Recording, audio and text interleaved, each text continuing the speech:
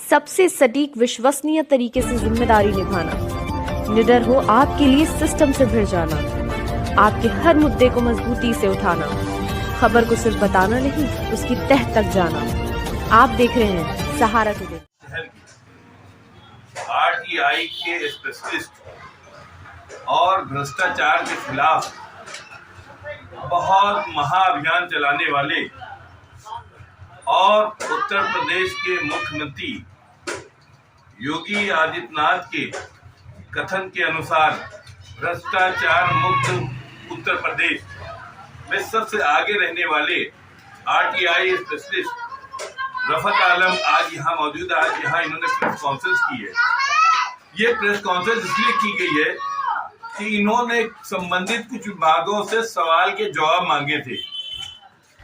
इनको जवाब नहीं मिले और ना ही जवाब पे बताया गया, लेकिन हाँ इन पे आरोप बहुत लगा दिए गए। सवाल ये होता है कि उत्तर प्रदेश के अंदर या आरटीआई अगर कोई अपनी बात कहना चाहता, कोई जवाब मांगना चाहता, जबकि सूचना के अधिकार में ये रजिस्टर्ड है, तो क्या जब जवाब मांगेगा तो उसको धमकी दी जाएगी? इसी को लेके यहाँ पर एक प्रेस कॉन्फ्रेंस आयोजित की गई है और रफत आलम जो है लाइव यहाँ मौजूद है। हम उनसे बात करेंगे, एक एक चीज की, पत्रावली की, हर चीज की डिटेल हम भी देंगे आपको। क्या नाम आपका? रफत महमूद। रफत महमूद साहब, आप ये बताइए कि आरटीआई कब से आप कर रहे हैं? ये मुझे लगभग हो गया 15 साल लगभग हो चुके हैं। इससे मैंने आरटीआई के माध्यम से कई जन समस्याओं का निवारण किया। 2017 में मैंने एक रिट दाखिल की थी पर्यावरण को लेकर, जिसमें हमारे कानपुर नगर के डीएम सुरेंद्र सिंह थे और कमिश्नर महोदय मंडल आयुक्त की कमान थी। तो उस समय हमको सफलता मिली थी और लगातार मैं निरंतर आरटीआई के माध्यम से जन समस्याओं का निवारण करता चला रहा हूँ और कोर्ट भी जाता हूँ इसी आरटीआई के माध्यम से। कितने % आपको आरटीआई से लोगों को राहत मिली है? हमें आरटीआई के माध्यम से 60 से 70% हमको संतोषजनक उत्तर मिलते हैं और बाकी जो लोग गैर लोग हैं वो मुझे उत्तर नहीं देते। क्यों नहीं देते हैं? वो नहीं देते क्योंकि उनकी अपनी लूपहोल है और अपना उनका कोई जाति उसमें मामला रहता है, इसलिए वो नहीं देते। जैसे लूपहोल आपने बताया, तो लूपहोल को फिर क्या करते हैं आप? दबा देते हैं या उठा देते हैं? लूपहोल के लिए भी मैं अपील करता हूँ। उसके बाद ये जो सक्षम अधिकारी है, रिस्पॉन्सिबल बॉडी है, मैं उनके बाद अपनी बात को दस्तावेजों के माध्यम से रखता हूँ। उसके बाद मैं संघर्ष करता रहता हूँ जब तक सफलता नहीं मिलती है। आज का जो मैटर है वो क्या मैटर? आज का मैटर ये है कि संभागीय कार्यालय कानपुर नगर में विगत 2022 में मेरे ऊपर एक एलिगेशन लगाया था, जिस समय मिस्टर उदयजीत सिंह ARTO थे। तो जब उन्होंने लगाया तो मैं बीच में थोड़ा सा अस्वस्थ हो गया था, तो मैं उनसे जवाब नहीं मांग पाया। लेकिन मैंने उनके पत्राचार मुझे प्राप्त होने के पश्चात उसी दरमियान मैंने एक जानकारी मांगी कि आपने मेरे पर ये एलिगेशन लगाया है।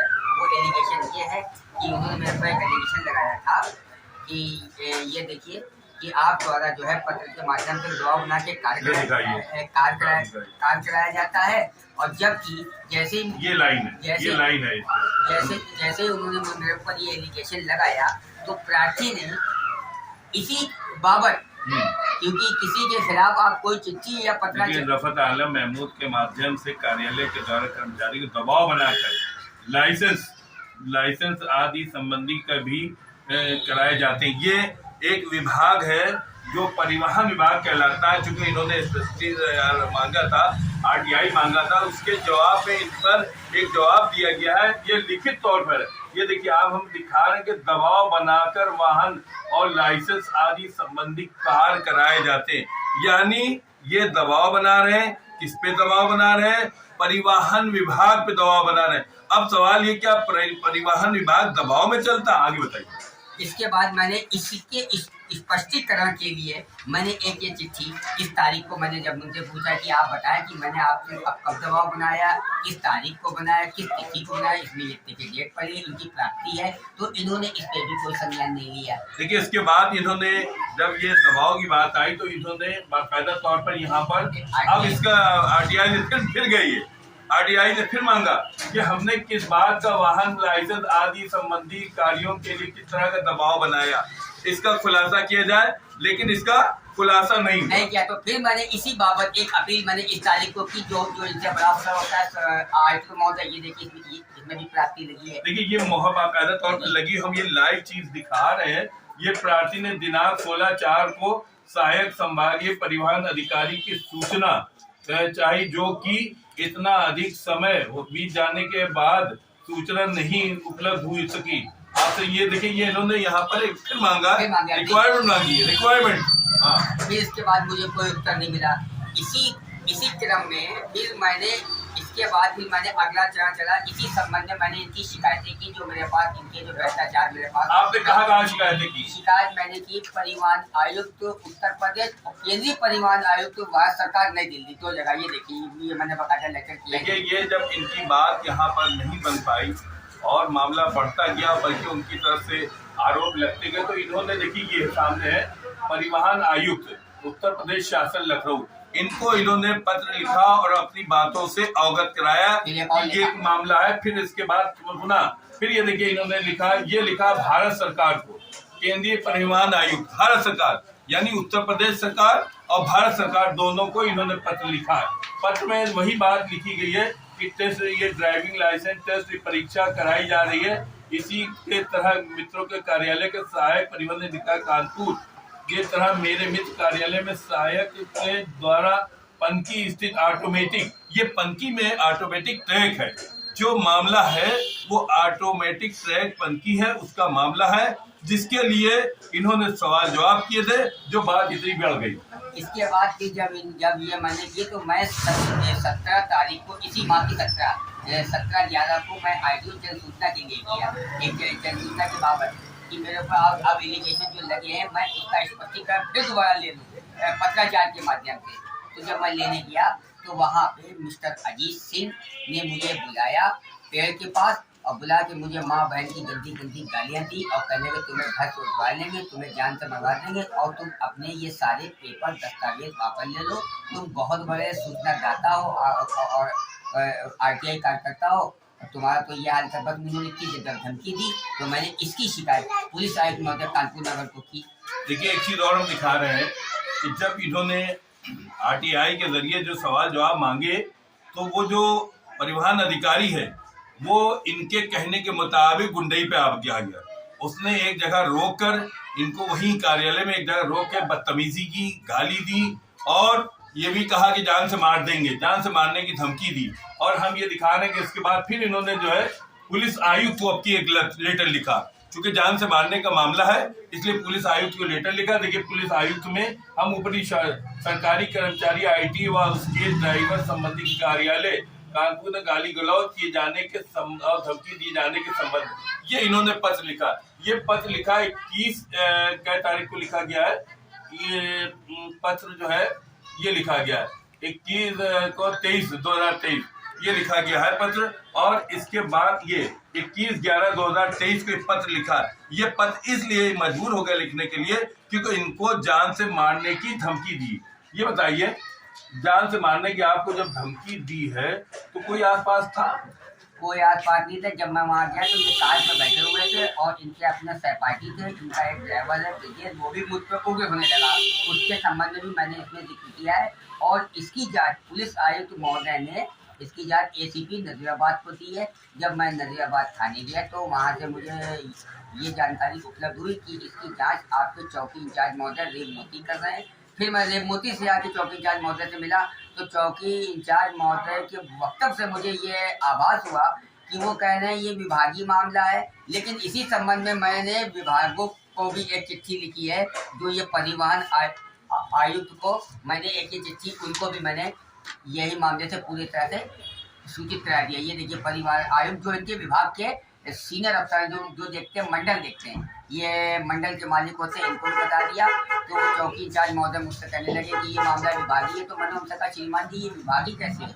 विभागीय तो हो सकता, जब सूचना सार्वजनिक हो जाती है, उत्तर मिल जाता है तो ये प्रकाश में आ जाएगी। और जब जो चीज़ प्रकाश में आ जाए तो वो बाकी अच्छा ये बताइए कौन सी ऐसी जानकारी हमारे जो दर्शकों को दिखाइए कि जिसकी वजह से ये बवाल मचा हुआ, वो सवाल हमें दिखाइए। बवाल ये मचा हुआ है हाँ। कि मैंने इनसे पूछा इस चिट्ठी के माध्यम से हाँ। कि पंथी स्थित ऑटोमेटिक ड्राइविंग टेस्ट जो बना हुआ है उस पे आप जो टेस्ट ले रहे हैं उसमें एक दिन में कितना समय लगता है एक टेस्ट में न्यूनतम। तो इन्होंने इस चिट्ठी के माध्यम से सूचित कराया कि एक व्यक्ति को टेस्ट देने में ट्रैक पे 10 से 15 मिनट लगता है। तो आपको मैं ऑडियंस को ये बताना चाह रहा हूँ, जनता को, कि आप ये समझिए 1 घंटे में 3 टेस्ट होंगे और जब 1 घंटे में 3 टेस्ट होंगे तो 7 घंटे होते हैं, 1 घंटा खाने को होता है, 6 घंटे वर्किंग होते हैं। तो लगभग वर्किंग डे में 18 से 20 टेस्ट होंगे। ठीक है, ये तो हो गया टेस्ट का मामला। फिर इसी क्रम में हमारे मित्र ने एक जानकारी चाहिए कि पंथी ऑटोमेटिक ड्राइविंग टेस्टिंग ट्रैक पे कितने लोगों ने परीक्षा ली और कितने लोग पास हुए, फेल हुए। तो इसके बाद यहीं से इनकी एक कलई खुलना शुरू हो गई, जो जिसमें एक अपार भ्रष्टाचार दिखा कि इन्होंने मुझे क्रम अनुसार सूचित कराया कि एक दिन 15 पास 15 फेल। अब आप ये सोचिए, जब एक ट्रैक पे 20 लोग परीक्षा देंगे, 18 से 20 लोग, तो उसके बाद ये बताते हैं कि 15 फेल, 40 पास, 40 फेल, 20 पास। तो ये एक भ्रष्टाचार। ये एक मिनट ये दिखाइए आंकड़ा। ये देखिए ये आंकड़ा है जो 20 के ये दिखाते हैं, लेकिन हो क्या रहा है, जब 20 टेस्ट हो रहे हैं तो 57 पास कहाँ से हो रहे हैं, 62 पास कहाँ से हो रहे हैं, एवरेज जो है 20 का है। ये देखिए ये भ्रष्टाचार है, ये 20 का है, ये 62 फिर 60 आता है, दिन भर में 60, फिर यहाँ 72 आता है, फिर 53 आता है, फिर 68 आता है, फिर 60, फिर 58। ये है, ये इन्होंने जो सवाल का मांगा था उसका जवाब में ये दिया कि इतने टेस्ट, यानी कि पास कितने बैठे, ये अलग बात। इसी क्रम में एक चीज और बता दें, ये देखिए मैंने परिवहन आयुक्त से सो दिन आपको एक जानकारी चाहिए थी।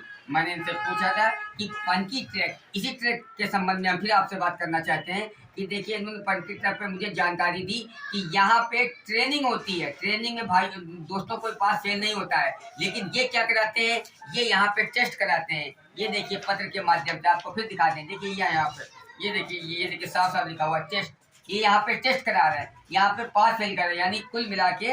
अब इसमें एक घपलेबाजी ये है, कुल मिला के ये इनकी आदेशों की अवहेलना कर रहे हैं। ये प्रश्न ये था, देखिए ये पकड़ी से ये था, ये है लिखा हुआ है हैवी कॉमर्शियल। नहीं ये दिस वन। हाँ कौन सा था इसमें, ये पंथी ऑटोमेटिक जो ट्रैक है उसको लेके ये सवाल जो आप पूछ रहे हैं, बात यहीं पर बिगड़ रही है। ये सवाल की है, आरटीआई में इनको अधिकार है, इनको जानकारी लेने का अधिकार है और जानकारी ही मांग रहे हैं, लेकिन ये जो जानकारी ना देके वो परिवहन अधिकारी इनकी जान का दुश्मन बन गया है और इनको जान से मारने की धमकी दी है। इसके लिए इन्होंने बाकायदा तौर पर पुलिस कमिश्नर को एक तहरीर दे दी है, पुलिस कमिश्नर उसको देखेंगे, उन्होंने एसीपी नजीराबाद को जांच दे दी है। अब वो मामला प्रकरण देखेंगे। सवाल ये होता है कि भ्रष्टाचार की आवाज उठाने वाले को क्या जान से मार दिया जाएगा? फिर कौन उठाएगा भ्रष्टाचार के खिलाफ आवाज? अगर इनकी आवाज सही है तो क्या गवर्नमेंट को, सरकार को इनकी मदद नहीं करनी चाहिए? क्योंकि उत्तर प्रदेश में भ्रष्टाचार मुक्त उत्तर प्रदेश की बात की जा रही है और ये खुल्ला भ्रष्टाचार दिखा रहे हैं। इनकी बातों को संज्ञान लेना चाहिए। आखिर में क्या कहेंगे? आखिर में हम ये कहेंगे कि अब मुझे तो ऐसा आभास होता है कि अगर मेरी सुनवाई नहीं हुई तो मैं इसको लेकर माननीय कोर्ट जाऊंगा, मैं कोर्ट की शरण में जाऊंगा। एक बार मैं कमिश्नर महोदय से फिर संपर्क करूंगा, इसके बाद मेरे पास कोई ऑप्शन नहीं है, मैं सीधे कोर्ट जाऊंगा। जय हिंद, जय भारत।